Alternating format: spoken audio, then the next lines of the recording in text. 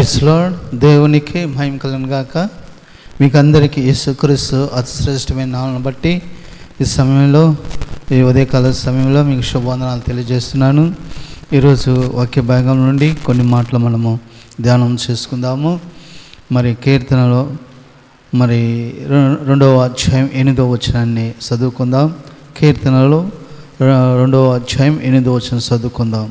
నన్ను అడుగుము, జనములో నీకు స్వాస్థ్యముగాను భూమి దిగంతం వరకు సొత్తుగాను ఇచ్చేదను. ప్రేమంటి వాళ్ళారా, మరి ఇక సమయంలో మనం గమనించినట్లయితే ఇక్కడ మరి దేవుడు మనకు సెలవిస్తున్నది ఏంటంటే, నన్ను అడుగుము, జనములు నీకు స్వాస్థ్యముగాను భూమి నీకు దిగంతం వరకు సొత్తుగాను ఇస్తానంటున్నాడు. నన్ను అడుగుమంటున్నాడు. కాబట్టి ఈరోజు ఈ ఉదయకాల సమయంలో మనము దేవుణ్ణి అడగాల.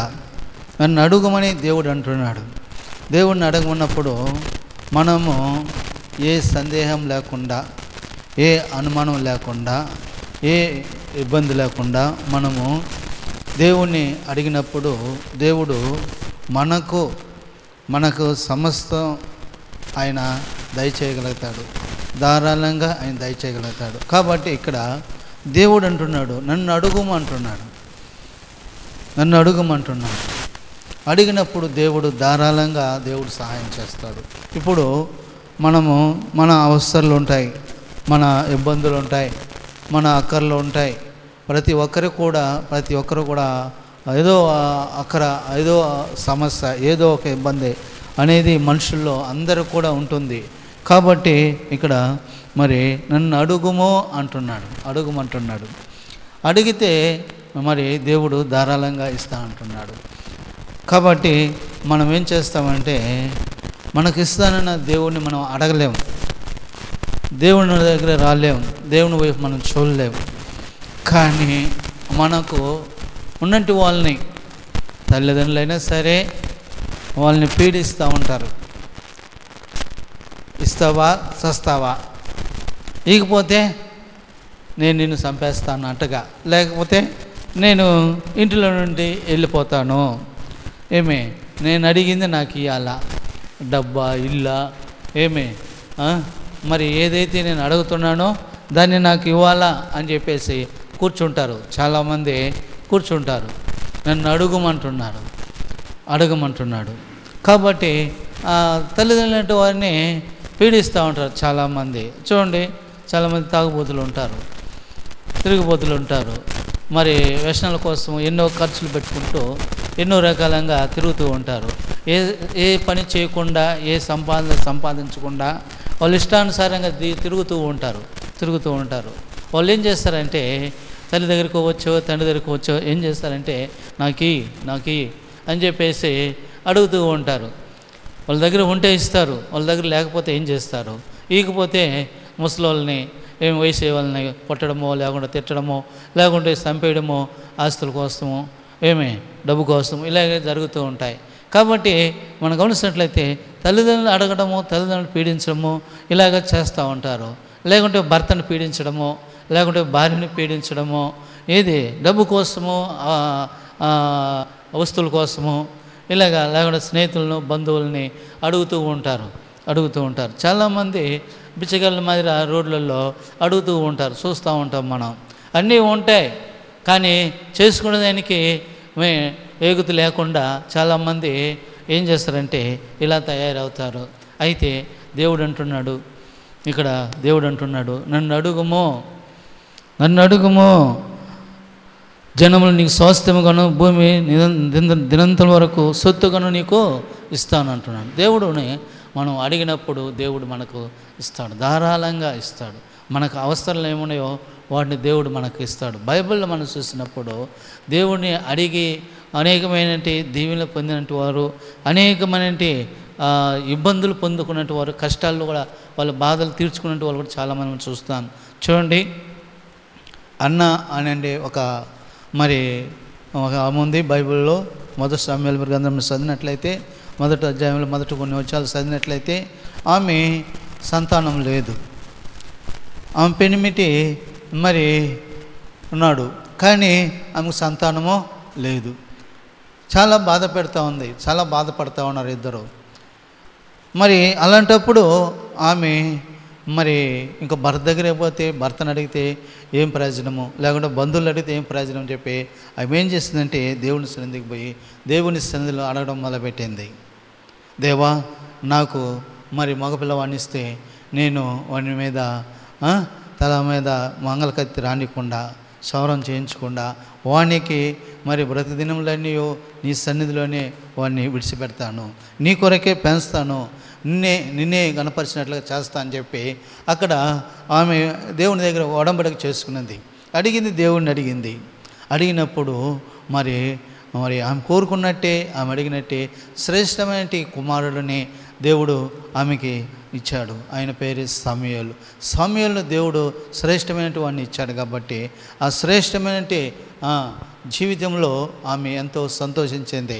ఎందుకంటే తన కుమారుని బట్టి తను మరి దేవుని సన్నిధిలో ఉండటానికి, పెరగటానికి, దేవుని సేవ చేయటానికి ఒక ప్రవక్తగా దేవుడు అతన్ని చేశాడు. అతని పేరు సమూయేలు అని పేరు పెట్టి. కాబట్టి ప్రేమంటులారు మనం గమనించినట్లయితే ఆ తర్వాత ఆమెకి మరలా కుమార్తెలు పుట్టారు. ఎందుకు చెప్తున్నాయంటే నన్ను అడుగుము అన్నాడు. అడిగింది, గర్భఫలం పొందుకున్నది, దేవుని దగ్గర పొందుకున్నది. గర్భఫలము యెహోవాకు బహుమానము. కాబట్టి దేవుని దగ్గర మోకరించి ప్రార్థన చేసినప్పుడు, దేవుడిని మనం అడిగినప్పుడు దేవుడు నీ అవసరం ఏదో, నీ అక్కరేదో తీర్చి నీకు సహాయమో చేస్తాడని చెప్పి మరి ఈ సమయంలో మనము జ్ఞాపకం చేసుకుంటున్నాం. కాబట్టి మనం దేవుణ్ణి అడిగే విధానాన్ని బట్టి అడగాల. ఇక్కడ అంటున్నాడు, నన్ను అడుగుము, జనములు నీకు స్వాస్థ్యముగాను భూమి నీకు దిగంతుల వరకు సొత్తుగాను ఇచ్చేదను అడగమంటున్నాడు.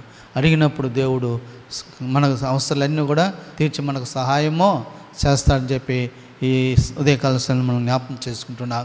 హిజ్కియాని మనం జ్ఞాపకం చేసుకున్నట్లయితే ఆయన మరణకరమైన రోగంతో పండుకున్నాడు, మంచంలో ఉన్నాడు. అయితే ప్రవక్త అయిన యెషయాని పంపించాడు దేవుడు. పంపించి నువ్వు మరణం అవుతావు, నీళ్లు చక్కపెట్టుకో, నువ్వు బ్రతకవు అని చెప్పి యెషయా ప్రవక్తను పంపించినప్పుడు యెషయా ప్రవక్త వచ్చి ఏం చేశాడంటే అక్కడ మరి హిజ్కియాకి చెప్పాడు, హిజ్కియా నువ్వు మరణం అవుతావు, ఇంకా బ్రతకవు, నీ ఇల్లు చక్కపెట్టుకున్నప్పుడు అది చెప్పేసి వెళ్ళిపోతున్నాడు. హిజ్కియా ఊరుకోలేదండి, బాధపడుతూనే ఉన్నాడు. ఒక పక్క అయితే దేవుని వైపు చూస్తున్నాడు. తన ముఖం గోడతట తిప్పుకొని మంచంలో పండుకొని, ప్రభువా, నేను ఎంత యథార్థుడై నీ సన్నిధిలో జీవించానో, నేను ఎలా నడుచుకున్నానో, కృపతో నన్ను జ్ఞాపకం చేసుకోమని చెప్పి హిజ్కియా కన్నీళ్లు కారుస్తూ దేవుణ్ణి అడిగాడు. అడిగినప్పుడు వెంటనే జవాబు వచ్చిందండి. దేవుడు స్పందించాడు, హిజ్కియాని స్పందించాడు, హిజ్కియా ప్రార్థన స్పందించాడు, హిజ్కియా అడిగిందని స్పందించాడు. యెషయా చెప్తున్నాడు, యెషయా ఇదిగో నా దాసుడు అంటే హిజ్కియా ప్రార్థన చేస్తున్నాడు, నువ్వు వెళ్ళు, అతనికి మరలా 15 సంవత్సరాలు ఆలోచిస్తా అని చెప్పు అన్నప్పుడు మళ్ళా ప్రవక్త యెషయా వచ్చి చెప్పినప్పుడు 15 సంవత్సరాలు ఆవిస్తా దేవుడు హిజ్కియాకి ఇచ్చాడు. ఆరోగ్యం ఇచ్చాడు, సంతతి ఇచ్చాడు, ఐశ్వర్యం ఇచ్చాడు, శత్రుల చేతుల నుండి రాజ్యాన్ని పోకుండా కాపాడినాడు దేవుడు. అవును, ఈరోజు ప్రేమంటులారా మరి మనం గమనించినట్లయితే మనం దేవుడిని అడిగినప్పుడు దేవుడు సమస్తము ఆయన దగ్గర ఉన్నాయి. కాబట్టి మనం అడిగినప్పుడు దేవుడు సహాయం చేస్తాడు. మనుషుల్లో లేకుంటే, బంధువులలో లేకుంటే, కుటుంబంలో బాధ పెట్టి మరి కావాల్సిన వాటి కొరకు పీడించి చేసేదానికంటే కూడా దేవుడు అంటున్నాడు, నన్ను అడుగు అంటున్నాడు. ఇదే కాల సమయంలో దేవుడిని అడగదాం.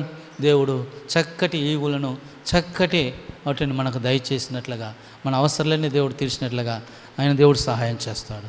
తల వంచండి, మోకరించండి, ప్రార్థన చేసుకుందాం. ప్రేమ నమ్మకమైన తండ్రి, నీకు స్తోత్రములైనా మా ప్రభువా, ఈ ఉదయ కాల సమయంలో మీ పాసనకు వస్తున్నాం. నన్ను అడుగుము, జనములు నీకు స్వాస్థ్యముగాను మరి భూమి నీకు దిగంతునకు సొత్తుగా ఇస్తానన్నావు తండ్రి. కాబట్టి ఈ సమయంలో మీరు మాకు అనుగ్రహించే దేవుడు అయినందుకు స్తోత్రములు, వందనాలు చెల్లిస్తున్నాం.